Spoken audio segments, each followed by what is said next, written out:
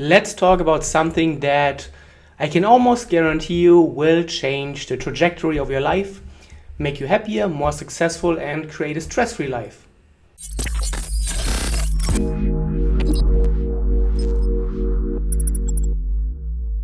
So I guess this sounds very nice and interesting to you, and let's get into it. And I recently talked to Moritz about something that I've come to observe more and more over the past few months and years, and something that I have seen in myself make a huge difference. And it has to do with approaching life with an open mind, because this is the easiest way to generate happiness, to avoid stress, to avoid impulsiveness, and just completely transform your life. And I will show and explain to you how and why.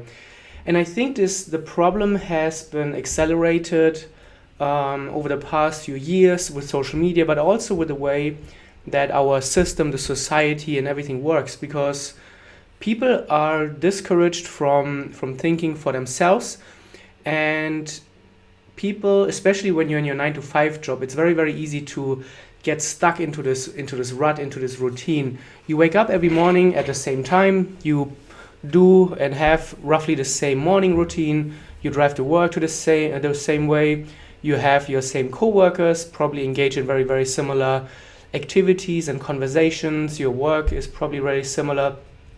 Then you drive home from work, you do the same things, and then your life runs on complete autopilot. And every day is very similar to the previous day. And then conscious thinking, questioning things, and just getting out there is very difficult, obviously. But if you don't try new things, and if everything is the same every day, then the results going forward will always be the same, obviously. If you don't try something new, you cannot experience something new. That is, I think, a very obvious observation that we can make at this point. And I've seen it in myself, in my life, that having a routine, or at least knowing the path that my life will go, was always very scary to me. So it started in my personal life since I was 16. When our high school asked us, so who wants to go to Canada and live there for 1 year with a random family? The only one in my classroom that put up their hand right away was me. I've never been to Canada. I'd never been outside of Europe. My English was and obviously with 16 living in a different country with a different family, isn't that it can sound and is very scary. And obviously it was also very intimidating.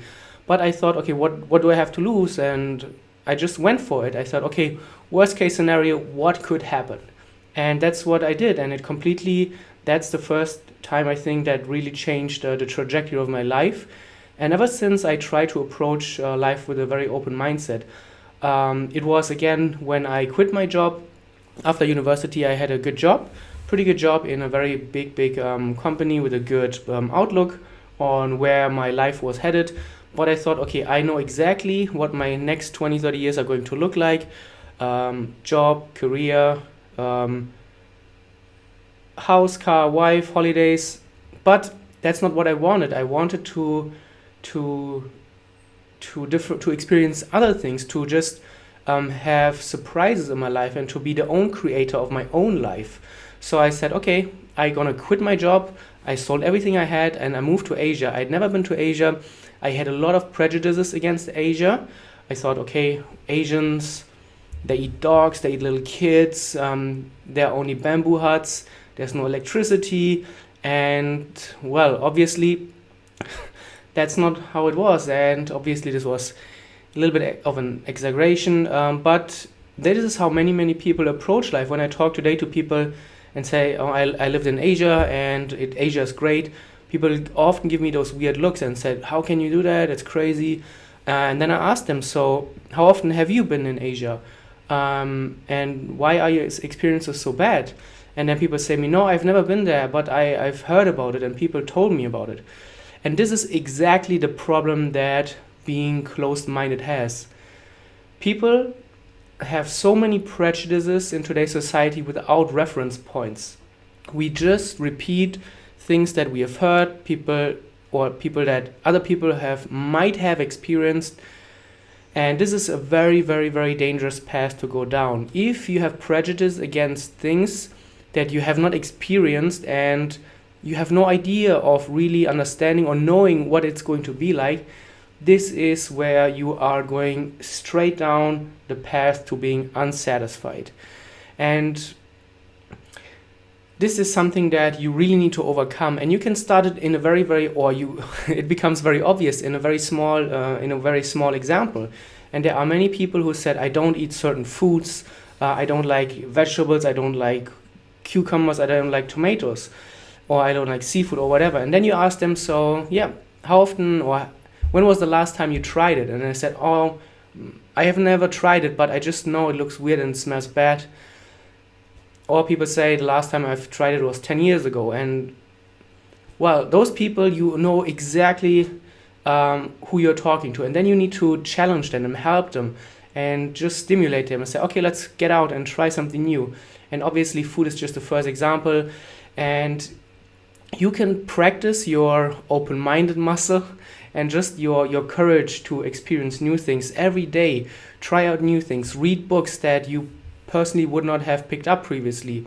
Moritz calls it mental masturbation. People read the same books, read the same genres, often find themselves reading dozens of books that have the same message. Why? Because it's easy, it feels good.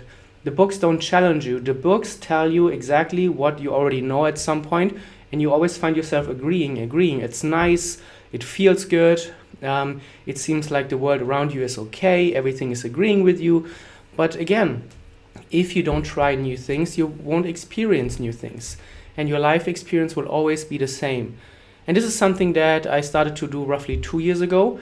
Of course, I still do read books that catch me, that are interesting to me, but I try at least 90% of everything that I read is something that I personally would have put down or personally I had prejudices against. So whenever I catch myself thinking, this book sounds weird, I don't think this is for me, that's exactly the book that I'm going for. And it has completely changed my life. And you don't even know what you're going to experience. And you don't even know what everything is out there. And you might even find, and this happened to me personally, that's why I'm such a big advocate, I found new hobbies, new passions, new interests. People may find a whole new trajectory for their life, a whole new career opportunities.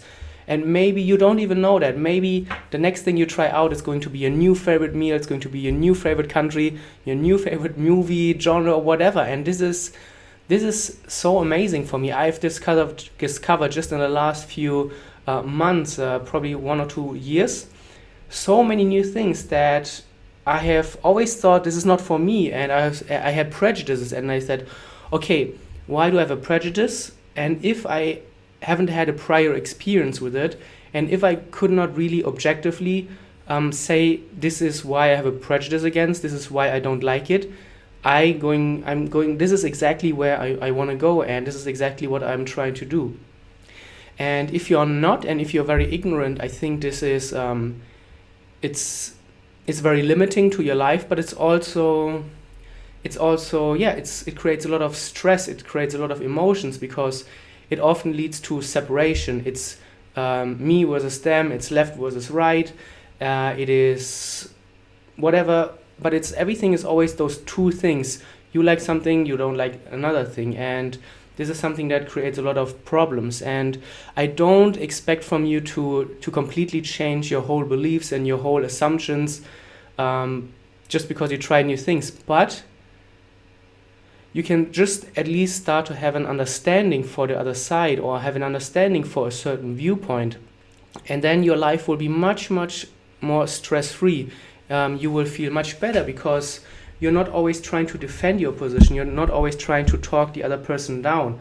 And if you understand where the other person is coming from, you don't have to agree with it, but you at least have to understand it. Then you can accept, okay, I have my point of view because of certain things, this person has their views, I understand it, I may not accept it, or I may not agree with it, those beliefs won't become my beliefs, but at least you can understand it, and then you don't need to get into those debates where people in the end just trying to justify their beliefs and to try to convince the other person of why their viewpoint is better without even understanding where the other person is coming from. And there are another example. So I got very deep into spiritual and those type of things, and there are many things that I cannot say I don't agree with, that just seem weird for me, that I cannot understand right away. But if I cannot prove it and if I cannot disprove it, I just have to understand it. I have to, and this is a very, very nice view, I think, of having about concepts, about the world, about whatever it may be. You cannot disprove it, you cannot prove certain things, but you just understand it. You have a much, much broader view of life. You have a deep understanding. You're not trying to fight certain viewpoints. You're not trying to convince other people. And this is a very, very nice way of just going through life, what I found. And it has completely changed my life. Before I was very emotional, I was very impulsive. But since I adopted such a viewpoint of, okay, this is my view, this is his view, and we don't have to be the same view, we just have to understand each other, and we're not going to try to kill us about certain topics, and this will make a very, very big difference. And you can even translate that to trading, where it's always price action versus indicators, it's always higher time frames versus lower time frames, it's day trading versus swing trading, it's algos versus manual trading, and so on and so forth. But how often do I need to go on Twitter and I post something about price action, and then people say price action is too simple, only amateurs use it. Then I post something about indicators, people say indicators don't work, it's all crap. And then I ask the people, so how was your experience with indicators? How long have you used them? How did you use them? And why do you think they don't work?